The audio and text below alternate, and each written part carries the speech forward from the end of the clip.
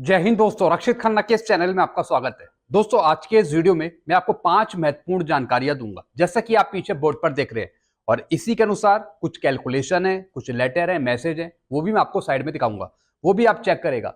Video में आगे बढ़ने से पहले एक छोटी सी गुजारिश कर रहा हूं, अगर आप पहली बार मेरा चैनल देख रहे हैं या फिर ये वीडियो देख रहे हैं तो आप मेरा चैनल सब्सक्राइब भी कर सकते हैं, जिसका नाम है रक्षित खन्ना, क्योंकि ऐसी जानकारियां, अच्छी जानकारियां अक्सर आपको मिलती रहती है इस चैनल के माध्यम से। और पेंशन से जुड़ी जो प्रॉब्लम आती है उसका भी सलूशन किया जाता है बीच बीच में। चलते हैं दोस्तों, आगे बढ़ते हैं। सबसे पहली जानकारी, वाह, अब मिलेगा पीसीडीए सर्कुलर 610 का एरियर। पेंशन भी रिवाइज होगी या फिर पेंशन भी बढ़ेगी। पेंशनर्स सिर्फ इतना ही जानते हैं इस सर्कुलर के बारे में। जी हां दोस्तों, ऐसा पेंशनर कहते हैं। क्या हमें 610 सर्कुलर का एरियर मिलेगा? क्या हमारी पेंशन बढ़ोतरी होगी? क्या हमारी पेंशन रिवाइज होगी? दोस्तों, सबसे पहले मैं आपको समझाऊंगा कि सर्कुलर 610 है क्या। सबसे पहले मैं आपको समझाऊंगा कि सर्कुलर 610 के रेफरेंस में और भी बहुत से सर्कुलर हैं, जैसे सर्कुलर 610, सर्कुलर 585, सर्कुलर 608 या फिर सर्कुलर 570। यानी ये सब सर्कुलर हैं आपकी पेंशन रिवीजन को लेके। लेकिन इससे ज्यादा फायदा आपको मिल रहा है वन रैंक वन पेंशन पे। दोस्तों, ये जितने भी सर्कुलर निकाले गए हैं ये सिर्फ कंफ्यूज करने के लिए निकाले गए हैं। इन सब का सब्जेक्ट एक ही है कि 2016 से पहले जो पेंशनर आए हैं, फैमिली पेंशनर आए हैं, उनकी पेंशन रिवाइज करना नोशनल पे के आधार पे, बेसिक पे के आधार पे, 7 सीपीसी की पे मैट्रिक्स के आधार पे। दोस्तों, बस ये सब्जेक्ट है। लेकिन अगर आप ये सोच रहे हैं कि इससे हमारी पेंशन रिवाइज हो जाएगी या हमारी पेंशन बढ़ जाएगी, एरियर आ जाएगा लाखों रुपए का, ऐसा कुछ नहीं होने वाला। सिर्फ नोशनल पे के आधार पे आपकी पेंशन रिवाइज करनी थी पेंशन डिस्बर्सिंग एजेंसी को या फिर रिकॉर्ड को, 7 सीपीसी की पे मैट्रिक्स के अनुसार। लेकिन दोस्तों, सबसे ज्यादा फायदा आपको हुआ वन रैंक वन पेंशन पे। नोशनल पे से ज्यादा फायदा आपको मिला वन रैंक वन पेंशन पे। तो सिर्फ पीपीओ ही रिवाइज करने थे पेंशन डिस्बर्सिंग एजेंसी को, और काफी पेंशनर के पीपीओ भी रिवाइज कर दिए 7 सीपीसी के आधार पे। तो दोस्तों, सारे सर्कुलर का मतलब एक ही है कि सिर्फ आपके सुओ मोटो के थ्रू आपके पीपीओ जनरेट करना, पीपीओ बनाना नोशनल पे के आधार पे, बेसिक पे के आधार पे, जो भी आपकी पहले बेसिक पे रही हो, पहले कुछ भी। दोस्तों, इस सर्कुलर का बस यही मतलब है, इन सारे सर्कुलर का, और कोई फायदा आपको इन सर्कुलर के तहत नहीं होगा। चलते हैं अगली जानकारी की तरफ। नोशनल इंक्रीमेंट का फायदा किसे मिलेगा? अब कुछ पेंशनर ऐसे हैं जो हमेशा पूछते हैं कि सर, हम जून में रिटायर हुए हैं, दिसंबर में रिटायर हुए हैं, तो क्या हमें नोशनल इंक्रीमेंट का फायदा मिलेगा? भाई, नोशनल इंक्रीमेंट का फायदा इसी को कहा जाता है कि जो जून में रिटायर हुए हैं उन्हें जुलाई का इंक्रीमेंट, जो दिसंबर में रिटायर हुए हैं उन्हें जनवरी का इंक्रीमेंट। लेकिन एक्चुअल में मिलेगा किसे, यह जानना बहुत जरूरी है। पहले यह समझते हैं, जिन पेंशनर्स का साल का एक इंक्रीमेंट, जैसा आपको पता है पेंशनर्स को या फिर एम्प्लॉय को, यानी जब पेंशनर एम्प्लॉय थे तो साल में सिर्फ एक ही इंक्रीमेंट उन्हें मिलता है, अभी भी मिलता और पहले भी मिलता था। जिन्हें जुलाई में मिलता था या फिर जिन्हें जनवरी में मिलता था, यानी दोनों महीनों में से कोई सा एक महीना, या तो जुलाई या फिर जनवरी में, साल में एक बार।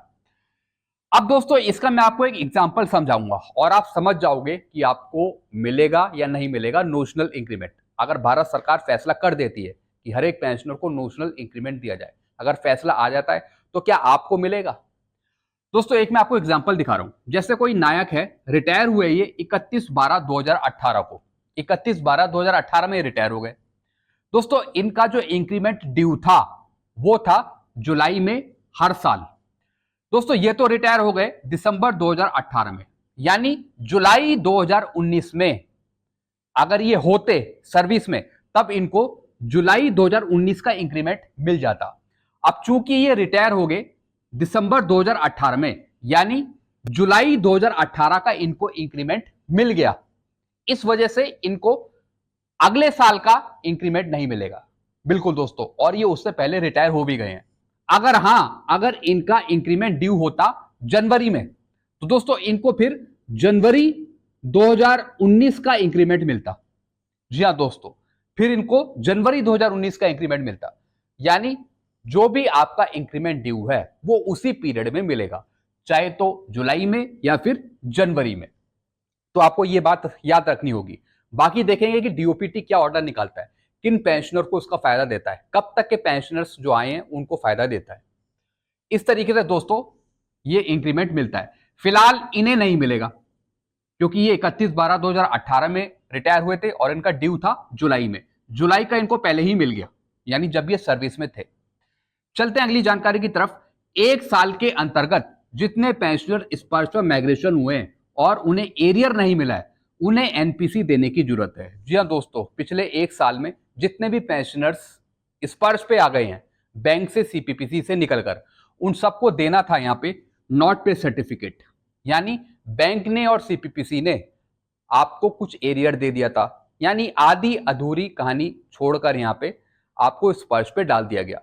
तो दोस्तों बैंक सीपीपीसी का आधा अधूरा छूटा काम स्पर्श करेगा, तो आपको बैंक सीपीपीसी से नॉट पे सर्टिफिकेट बना के देना होगा स्पर्श पे, तभी वो आपको बाकी की इंस्टॉलमेंट पे करेगा या फिर किसी सर्कुलर का एरियर देगा, अगर आपका पिछले एक साल के अंतर्गत माइग्रेशन हुआ है स्पर्श पे।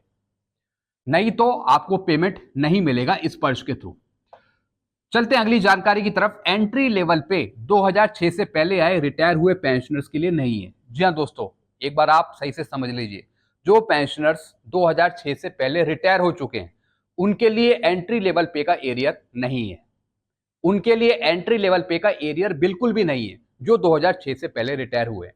2006 से पहले जो इनरोल हुए हैं, जो ज्वाइन हुए हैं सर्विस में, और फिर 1/1/2006 के बाद वो कभी भी रिटायर हो गए हो, उनके लिए है एंट्री लेवल पे का एरियर। और 1/1/2006 को वो सर्विस में रहने चाहिए कुछ रैंक के अंतर्गत, तभी उनको एंट्री लेवल पे का एरियर मिलेगा। तो दोस्तों आगे आने वाले टाइम में एंट्री लेवल पे मचाएगा धमाल। बहुत से पेंशनर को मिलेगा एरियर एंट्री लेवल पे का। जी हाँ दोस्तों, अभी एंट्री लेवल पे की शुरुआत ही है।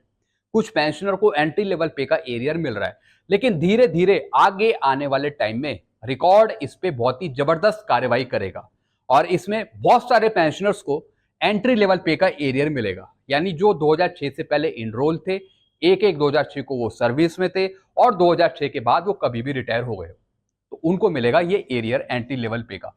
किसी का 1,30,000 एरियर है, किसी का 1,40,000 है, किसी का 1,70,000 एरियर है। ये है दोस्तों एरियर एंट्री लेवल पे का। चलते हैं अगली जानकारी की तरफ।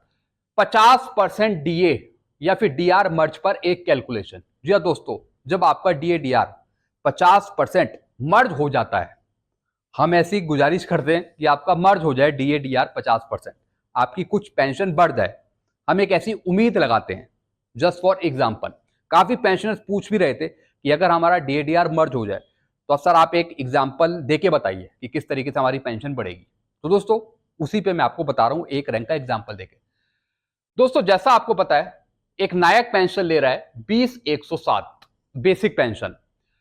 अगर हम उसमें डीए इंक्लूड करें 50%, तो एक पेंशन होगी एक नायक की 30,161, 30,161। यानी बेसिक पेंशन होगी 20,107 और 50% डीए इंक्लूड हो गया 10,054 रुपए, यानी टोटल पेंशन उसे मिलती है 30,161। लेकिन अगर डीए मर्ज हो जाए, सपोज गवर्नमेंट आपका डीए डीआर मर्ज कर दे 50%, तब क्या होगा? तब आपकी बेसिक पेंशन कितनी होगी दोस्तों? 20,107 है आपकी बेसिक पेंशन। जब आपका डीए डीआर 50% मर्ज होगा तो दोस्तों आपका डीए डीआर हो जाएगा जीरो हो जाएगा। और जो उसके बाद बढ़ेगा, यानी जीरो के बाद 2% बढ़े, 4% बढ़े, फिर वो आपका इंक्लूड होगा बेसिक पेंशन पे।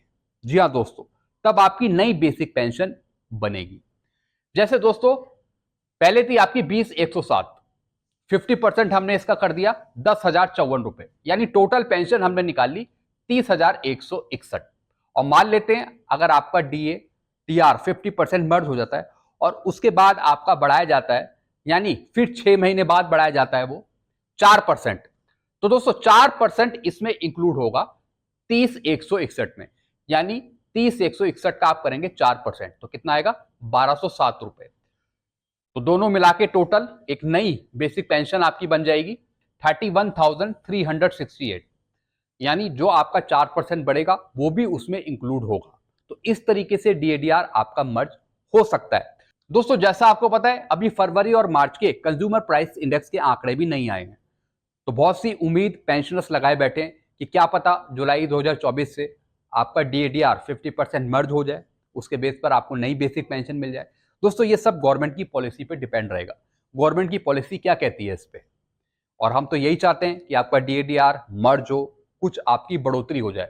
यानी जो नायक पहले 30,161 रुपए पेंशन ले रहा था, DA मर्ज के बाद वही पेंशन हो जाएगी 31,368। इतनी आपकी पेंशन हो जाएगी 50% DADR मर्ज के बाद। तो दोस्तों ये कुछ जानकारियां थी जो मैंने आपको समझाई। आई होप सारी जानकारी आप अच्छे से समझ गए होंगे। वीडियो आपको अच्छा लगता है वीडियो को लाइक करें और इस चैनल को आप सब्सक्राइब कर सकते हैं, क्योंकि ऐसी जानकारियां अक्सर आपको मिलती रहती है इस चैनल के माध्यम से। Thank you so much.